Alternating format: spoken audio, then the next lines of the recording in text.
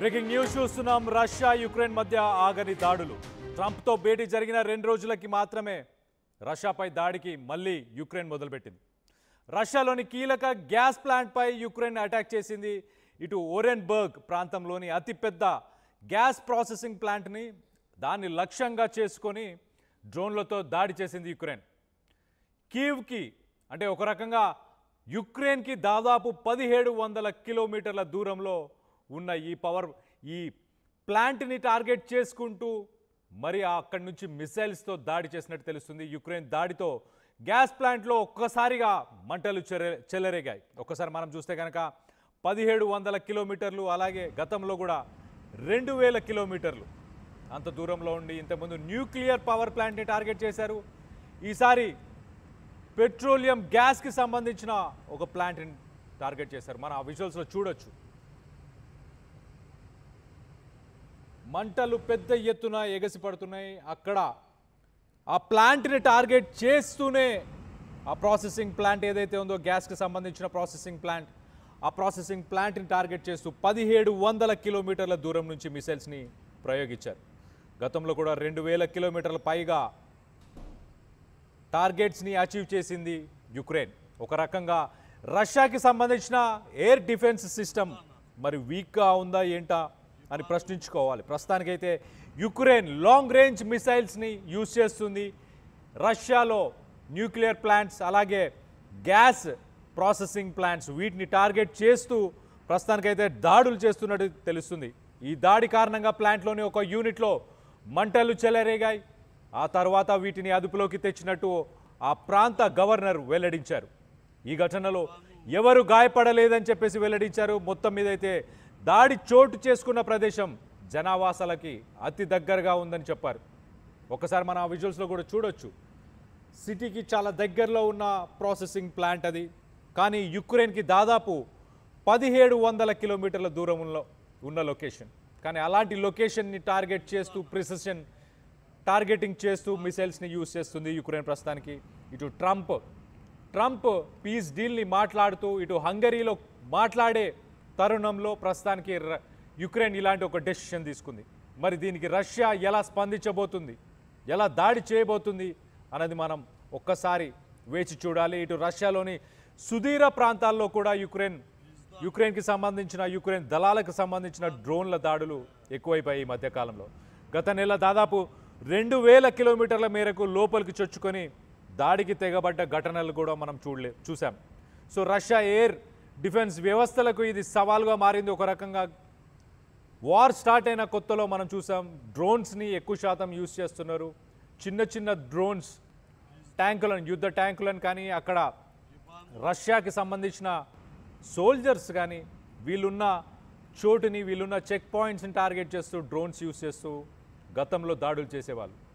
కొత్త రకమైన వార్ఫేర్, కొత్త రకమైన యుద్ధం ఇలా చేయొచ్చు, ఇంత టెక్నాలజీని యూజ్ చేసుకొని డ్రోన్స్ని యూజ్ చేసి యుద్ధం చేయొచ్చు అని చెప్పి రష్యా యుక్రెయిన్ వార్ తర్వాతే ప్రపంచ దేశాలకి అర్థమైంది. సో ప్రపంచ దేశాలు కూడా అదే తరహాలో ముందుకెళ్తున్నాయి. కానీ ఇప్పుడు కొత్తగా లాంగ్ రేంజ్ మిసైల్స్ దాదాపు 1700, 2000 కిలోమీటర్ల దూరంలో ఉన్న టార్గెట్స్ని కూడా అచీవ్ చేస్తూ ఇప్పుడు యుక్రెయిన్ అలాంటి మిసైల్స్ని యూజ్ చేస్తుంది. రష్యా ఎయిర్ డిఫెన్స్ వ్యవస్థకు ఒక రకంగా సవాలుగా మారింది. ఇటు సైబేరియా, అలాగే ఉరుల్ ఈ పర్వతాల్లో చమురు క్షేత్రాలను లక్ష్యంగా చేసుకుంటున్నాయి. తాజాగా సమరా అనే ఒక రీజియన్లో కూడా డ్రోన్స్కి సంబంధించిన దాడి జరిగినట్టు తెలుస్తుంది. అయితే స్థానికులు మాత్రం ఇది చమురు రిఫైనరీని లక్ష్యంగా చేసుకున్నట్లు చెబుతున్నారు. కానీ ఈ దాడిపై గవర్నర్ మాత్రం ఎటువంటి సమాచారం వెల్లడించలేదు. మొత్తం మీద రష్యా యుక్రెయిన్ వార్, దీనికి సంబంధించి హంగరీలో ఏదైతే ట్రంప్ ఒక భేటీ కానున్నాడో ట్రంప్తో పాటు అలాగే పుతిన్, ఒక పక్కన ఇంటర్నేషనల్ క్రిమినల్ కోర్ట్ 2023లో పుతిన్పై అరెస్ట్ వారెంట్ రిలీజ్ చేసింది. దానికి సంబంధించి 2-3 రోజులుగా చర్చలు జరుగుతున్న తరుణంలో ప్రస్తుతానికి యుక్రెయిన్ భీకర దాడులకు దిగుతుంది. రష్యాకు సంబంధించిన చమురు కేంద్రాలనే టార్గెట్ చేస్తూ వాటిని ధ్వంసం చేసేలాగా లాంగ్ రేంజ్ మిసైల్స్ని యూజ్ చేస్తుంది. మొత్తం మీద ఒక రకంగా మళ్ళీ యుద్ధానికి తెరలేపబోతుంది యుక్రెయిన్ అన్నట్టు చాలా క్లియర్గా తెలుస్తుంది. దీనికి సంబంధించి దాడికి మరి ప్రతిదాడి చేసే అవకాశం ఖచ్చితంగా ఉంది. మరి రానున్న రోజుల్లో రష్యా ఎలా రెస్పాండ్ అవ్వబోతుంది అనేది చూడాలి. ఒక రకంగా 2022 తర్వాత దాదాపు ఒక 3 సంవత్సరాలు యుద్ధం నడిచిన తర్వాత ఒక రకంగా కొలిక్కి రాబోతుంది అని అనుకునే సమయానికి మళ్ళీ యుద్ధాన్ని ముందుకు తీసుకెళ్తుంది యుక్రెయిన్. రష్యా దీనికి ఏ రకంగా స్పందిస్తుంది? ట్రంప్, అలాగే పుతిన్, అలాగే కీవ్, ఈ ముగ్గురు కూర్చొని భేటీ అయ్యి హంగరీలో మాట్లాడుకునే తరుణంలో ఇప్పుడు మళ్ళీ యుద్ధాన్ని ముందుకు తీసుకెళ్లే ప్రయత్నం చేస్తున్నట్టు క్లియర్గా అర్థమవుతుంది. దీనికి సంబంధించి మీరేమనుకుంటున్నారు అనేది కింద కామెంట్ రూపంలో మీ అభిప్రాయాలను తెలియపరచండి.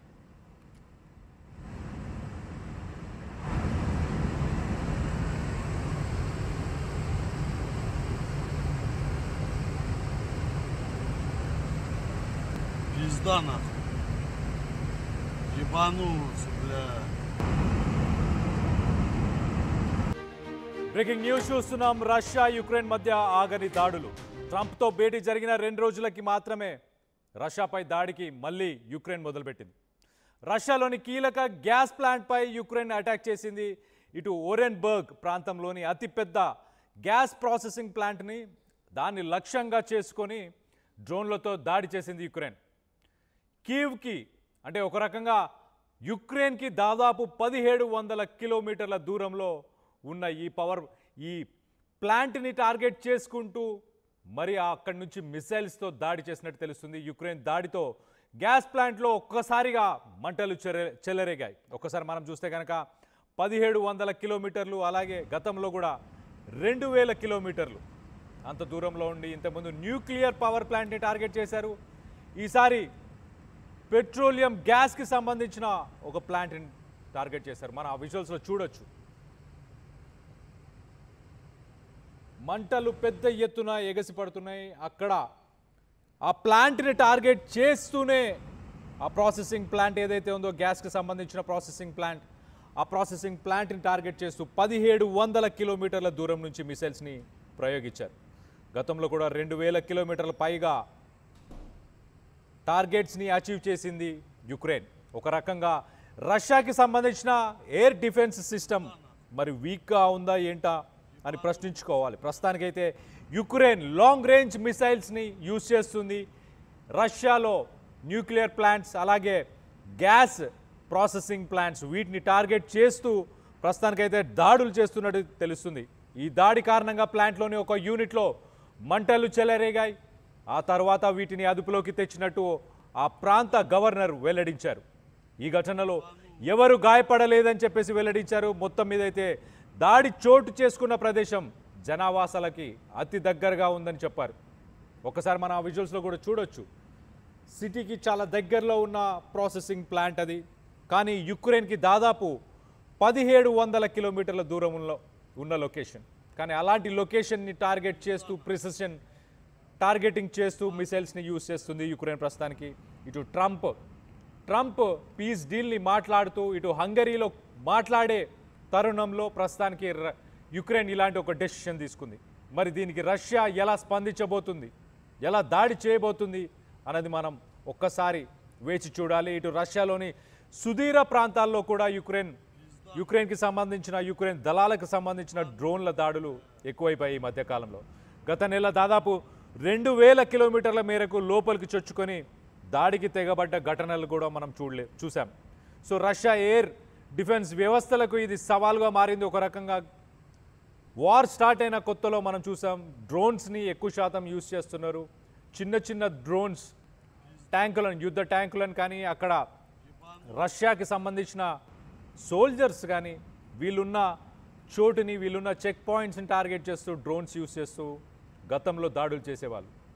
కొత్త రకమైన వార్ఫేర్, కొత్త రకమైన యుద్ధం ఇలా చేయొచ్చు, ఇంత టెక్నాలజీని యూజ్ చేసుకొని డ్రోన్స్ని యూజ్ చేసి యుద్ధం చేయొచ్చు అని చెప్పి రష్యా యుక్రెయిన్ వార్ తర్వాతే ప్రపంచ దేశాలకి అర్థమైంది. సో ప్రపంచ దేశాలు కూడా అదే తరహాలో ముందుకెళ్తున్నాయి. కానీ ఇప్పుడు కొత్తగా లాంగ్ రేంజ్ మిసైల్స్ దాదాపు 1700-2000 కిలోమీటర్ల దూరంలో ఉన్న టార్గెట్స్ని కూడా అచీవ్ చేస్తూ ఇప్పుడు యుక్రెయిన్ అలాంటి మిసైల్స్ని యూజ్ చేస్తుంది. రష్యా ఎయిర్ డిఫెన్స్ వ్యవస్థకు ఒక రకంగా సవాలుగా మారింది.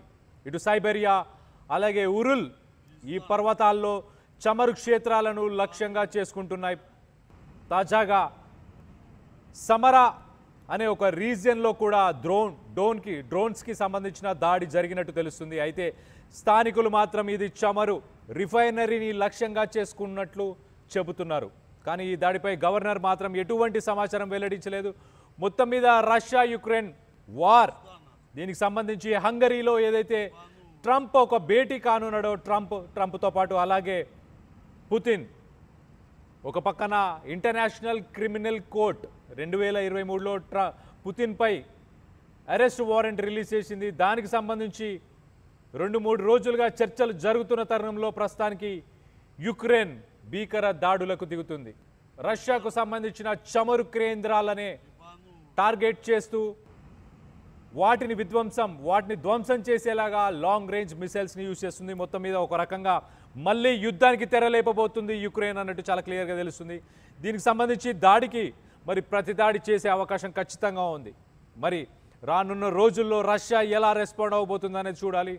ఒక రకంగా 2022 తర్వాత దాదాపు ఒక 3 సంవత్సరాలు యుద్ధం నడిచిన తర్వాత ఒక రకంగా కొలిక్కి రాబోతుంది అని అనుకునే సమయానికి మళ్ళీ యుద్ధాన్ని ముందుకు తీసుకెళ్తుంది యుక్రెయిన్. రష్యా దీనికి ఏ రకంగా స్పందిస్తుంది?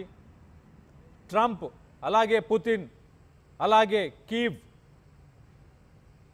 ఈ ముగ్గురు కూర్చొని భేటీ అయ్యి హంగరీలో మాట్లాడుకునే తరుణంలో ఇప్పుడు మళ్ళీ యుద్ధాన్ని ముందుకు తీసుకెళ్లే ప్రయత్నం చేస్తున్నట్టు క్లియర్గా అర్థమవుతుంది. దీనికి సంబంధించి మీరేమనుకుంటున్నారు అనేది కింద కామెంట్ రూపంలో మీ అభిప్రాయాలను తెలియపరచండి.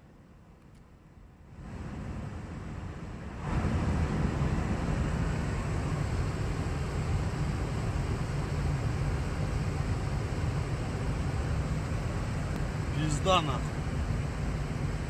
Ебанулся, бля.